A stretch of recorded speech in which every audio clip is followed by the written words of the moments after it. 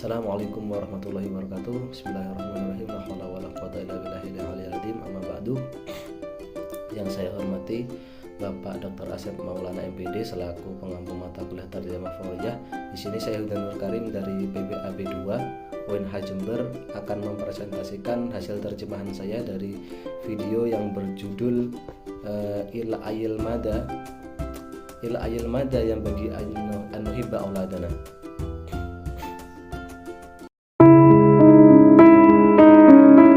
بسم الله الرحمن الرحيم. إلى أي مدى ينبغي أن نحب أولادنا؟ وهل يمكن التحكم بالقلب وبالحب؟ إن الكثير من الأخطاء التربوية التي يقع فيها أولياء الأمور من الآباء والأمهات إنما تنشأ من عدم الاعتدال والتوازن العاطفي. نجد البعض يبخلون بإظهار هذا الحب والعاطفة مما يؤدي إلى بروز عقد وسلوكيات منحرفة عند الأبناء، كما يحصل كثيرا للبنات حين لا تجدن الحب الكافي والعاطفة القوية من آبائهن، فيؤدي هذا الحرمان إلى أن يتعلقن بأي شخص يظهر لهن المودة ولو كان مخادعا، وتعرفون نتيجة ذلك على مستوى الحياة الزوجية. Sejauh mana kita harus mencintai anak-anak kita? Sejauh mana kita harus mencintai anak-anak kita? Mungkinkah mengendalikan hati dan cinta? Banyak kesalahan pendidikan yang dilakukan oleh orang tua, baik ayah maupun ibu, itu muncul dari tidak adanya moderasi dan keseimbangan emosional. Kami menemukan akan sebagian orang yang pelit atau sukar dalam menunjukkan cinta dan kasih sayang, yang menyebabkan munculnya perilaku kompleks dan menyimpang di antara anak-anak, seperti yang terjadi pada anak perempuan ketika mereka tidak menemukan cukup cinta dan kasih sayang yang kuat dari orang tua mereka. Kekurangan ini membuat mereka terikat pada siapapun yang menunjukkan kasih sayang kepada mereka, bahkan jika orang itu seorang penipu dan kamu mengetahui pasti hasilnya pada tingkat kehidupan pada rumah tangga. ونجد آخرين يبالغون في حبهم لأولادهم إلى الدرجة التي يتحولون معها إلى نوع من الخدم والعبيد عند الأبناء، ينفذون لهم كل ما يريدون، وينتج عن ذلك في أغلب الحالات فساد الأبناء الناتج عن الدلال الزائد وضعف شخصيتهم لشدة اتكائهم على آبائهم. وينبغي أن نعلم أن الحب أمر يمكن التحكم به من خلال التحكم بمنشئه وبمقتضياته وآثاره. فإذا أصلحنا نظرتنا للوجود والحياة وفهمنا جيدا كيف يحصل الحب وكيف ينشأ، وأن الحب الحقيقي لا يكون إلا للكامل المطلق، وكذلك إذا عرفنا آثار الحب وكيف يمكن لبعض الحب أن يأخذنا إلى ما لا تحمد عقباه. Dan kami menemukan orang lain yang membesar-besarkan cinta mereka kepada anak-anak mereka sampai mereka berubah menjadi semacam pelayan dan budak bagi anak-anak mereka. Mereka melakukan apapun keinginan anak-anak mereka. Dalam banyak kasus, hal ini mengakibatkan kerusakan pada anak-anak sebagai akibat dari memanjakan yang berlebihan dan lemahnya kepribadian mereka karena ketergantungan mereka yang kuat terhadap orang tua. Dan kita harus tahu bahwa cinta adalah sesuatu yang dapat dikendalikan dengan mengendalikan asal-usulnya, persyaratan dan efeknya.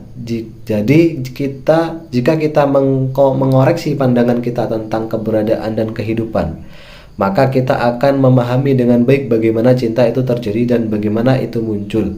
Cinta sejati itu hanya untuk kesempurnaan mutlak. Begitu juga jika kita mengetahui pengaruh cinta dan bagaimana cinta dapat membawa kita terhadap sesuatu yang tidak terpuji.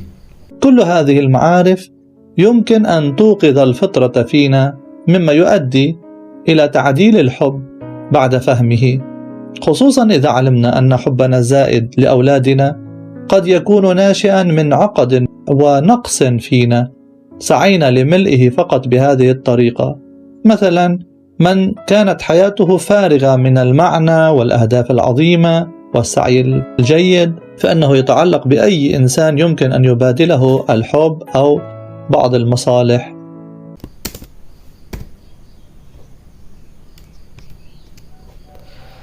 Semua pengetahuan ini dapat membangkitkan fitrah dalam diri kita yang mengarah pada penyesuaian cinta dalam memahaminya, terutama jika kita mengetahui bahwa cinta berlebihan kita untuk anak-anak kita itu mungkin timbul dari kompleks dan kekurangan dalam diri kita yang ingin kita penuhi hanya dengan cara ini. Contoh, jika hidupnya tanpa makna, tujuan besar dan usaha yang baik, maka dia tidak bisa bergantung pada manusia manapun yang dapat bertukar cinta atau minat untuknya. وهذا ما يحدث كثيرا وبشكل خفي عند الآباء والأمهات تجاه الأولاد، لأنهم يرون أن حبهم الشديد لأبنائهم قد يؤمن لهم ذلك الحب أو العاطفة المفقودة، ويا ليتهم يدركون أن هذا ليس حبا وإنما هو تعلق، وأنه لن يؤدي إلى صلاح الأولاد، وبالتالي أيضا لن يأخذهم إلى ذلك الحب الحقيقي الذي تبحث عنه الفطرة. كما أن كل إنسان قادر إلى حد كبير على التحكم بأفعاله، فإذا كنت تحب ولدك حبا جما فاعلم أن هذا الحب يقتضي أن تعمل لمصلحته التربوية، فلا تتصرف بطريقة تؤدي إلى دلاله الزائد وإلى خروجه عن التوازن، وأيضا إلى عدم احترام والديه وعدم حفظ هيبتهما. هذا الأمر الذي يعد أحد أهم أركان نجاح التربية والعلاقة بين الأبناء والآباء. Atau dengan dia. Kemudian inilah yang sering terjadi dan secara tersembunyi orang tua menghargai anak-anak mereka karena mereka melihat bahwa cinta mereka yang kuat kepada anak-anak mereka dapat melindungi mereka yang kehilangan cinta atau kasih sayang. Berharap mereka menyadari bahwa ini bukanlah cinta melainkan keterikatan, dan itu tidak akan membawa pada cinta sejati yang dicari, naluri. Sama seperti setiap manusia yang mampu mengendalikan sebagian besar perbuatannya. Jika kamu sangat mencintai putramu, ketahuilah bahwa cinta ini mengharuskanmu bekerja untuk kepentingan pendidikannya. Maka jangan bertindak yang mengarah pada indikasi yang berlebihan dan tidak seimbang, serta tidak menghormati orang tua dan tidak menjaga martabatnya. Ini adalah salah satu pilar terpenting keberhasilan pendidikan dan hubungan antara anak dan orang tua. نجد القرآن الكريم يريد أن يلفت نظر الآباء إلى ضرورة التوازن العاطفي وأيضا التوازن في التعامل مع الأولاد، لأن بعض العواطف أو الكثير منها يجرف الإنسان ويعمي بصيرته، مثلا في قوله تعالى: يا أيها الذين آمنوا لا تلهكم أموالكم ولا أولادكم عن ذكر الله ومن يفعل ذلك فأولئك هم الخاسرون. نلاحظ أن الكثير من الأشخاص يصبح همهم الأكبر، يعني ذكرهم الأكبر في الحياة هو ذكر الأموال والأولاد. أيضا في قوله تعالى: يا أيها الذين آمنوا إن من أزواجكم وأولادكم عدوا لكم فاحذروهم، يعني في هذه الحالات أيضا قد يتحول الأزواج أو الأبناء إلى سبب لسقوط الإنسان، إلى فشله في الحياة، إلى سوء العاقبة. وهذه الأمور ليست خفية على من نظر في أحوال المجتمع وفي تجارب الناس. هناك الكثير من الحالات التي شاهدنا فيها كيف ينعكس الأمر، يعني هذا الحب الشديد للأبناء أدى إلى أن ينقلبوا على الآباء وأن يؤذوهم وأن يحرفوهم. Kami menemukan bahwa Al-Quran ingin menarik perhatian orang tua tentang perlunya keseimbangan emosional dan juga keseimbangan dalam berurusan dengan anak-anak, karena sebagian atau banyak emosi menyapu seseorang dan membutakan wawasannya. Misalnya Allah Subhanahu wa Ta'ala bersabda atau berfirman yang artinya, hei orang yang beriman, jangan sampai hartamu dan anak-anakmu mengalihkanmu dari mengingat Allah, dan barang siapa yang melakukan itu maka merekalah yang merugi. Kami memperhatikan bahwa kebanyakan orang dibentuk oleh sesuatu yang besar, artinya sesuatu yang besar dalam hidupnya, yaitu tentang uang dan juga anak-anak. Juga dalam firman Allah Subhanahu wa Ta'ala yang artinya, hei orang-orang yang beriman, bahwa di antara istri dan anak-anakmu adalah musuh bagimu, maka peringatkan mereka. Artinya dalam kasus ini juga pasangan atau anak dapat berubah menjadi penyebab jatuhnya manusia akan kegagalan dalam hidupnya dan akan hasil yang buruk. Dan hal ini bukanlah hal yang samar bagi mereka yang melihat kondisi masyarakat. Dan dari pengalaman orang, ada banyak kasus di mana kita telah melihat sebagaimana hal itu terbalik. Artinya kecintaan yang kuat terhadap anak-anak ini membuat mereka berbalik melawan orang tua dan menyakiti serta menyimpang dari mereka.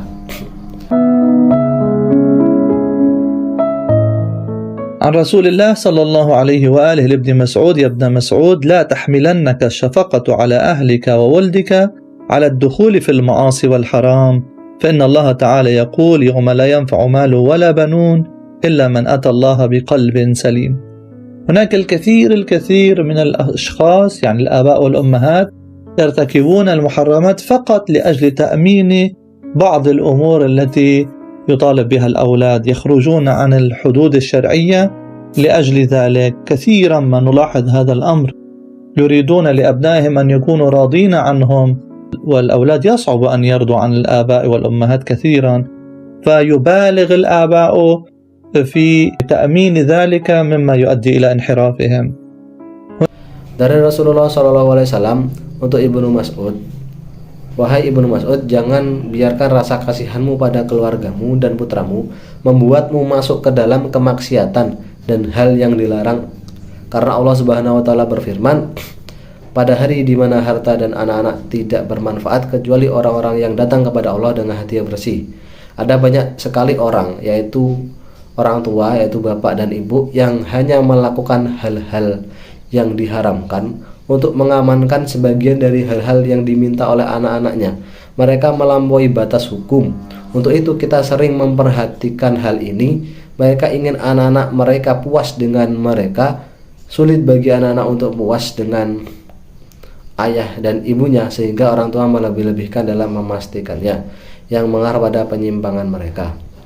هناك أيضا رواية أنه سئل يعني ابن عباس عن هذه الآية: يا الذين آمنوا إن من أزواجكم وأولادكم عدوا لكم فاحذروهم. قال: هؤلاء رجال أسلموا من أهل مكة وأرادوا أن يأتوا النبي فأبى أزواجهم وأولادهم أن يدعوهم أن يأتوا رسول الله.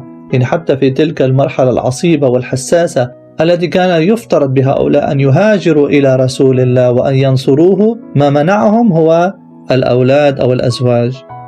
وعن الإمام علي عليه السلام أنه قال: لا تجعلن أكثر شغلك بأهلك وولدك، فإن يكن أهلك وولدك أولياء الله فإن الله لا يضيع أولياءه، وإن يكونوا أعداء الله فما همك وشغلك بأعداء الله.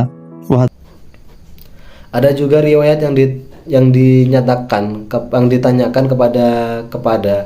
kepadanya, artinya Ibnu Abbas tentang ayat ini: hai orang-orang yang beriman, bahwa di antara istri dan anakmu adalah musuh bagimu, maka waspadalah terhadap mereka. Dia bersabda, ini adalah nabi laki-laki dari penduduk Mekah yang masuk Islam dan ingin datang kepada Nabi, tetapi istri dan anak-anak mereka menolak ketika diajak berkunjung kepada Rasulullah.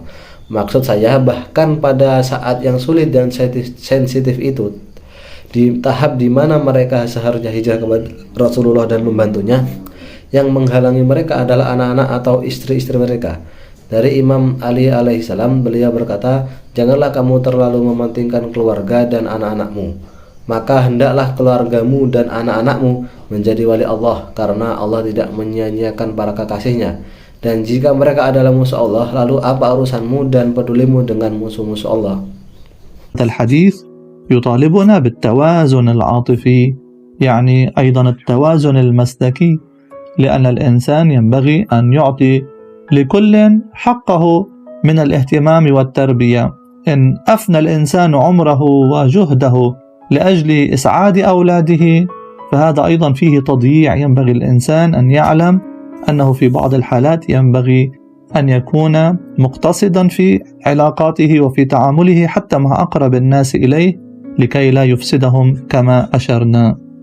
وقد كان لعلي بن أبي طالب عليه السلام كما جاء في مستدرك الوسائل ابن وبنت، فقبل الابن بين يدي البنت فقالت: أتحبه يا أبا؟ قال: بلى.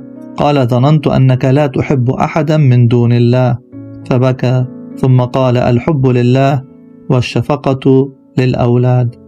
يريد بهذا الكلام تحديدا أن يبين أن الحب الحقيقي الأصيل العميق الذي نبحث عنه ينبغي أن يكون لله سبحانه وتعالى، لأنه الكمال المطلق.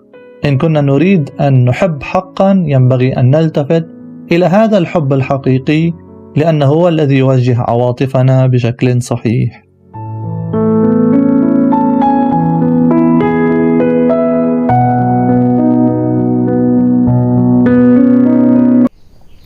Hadis ini meminta kita untuk seimbang secara emosional, yang juga berarti keseimbangan perilaku, karena seseorang harus memberikan haknya kepada setiap orang yang untuk dirawat dan dididik.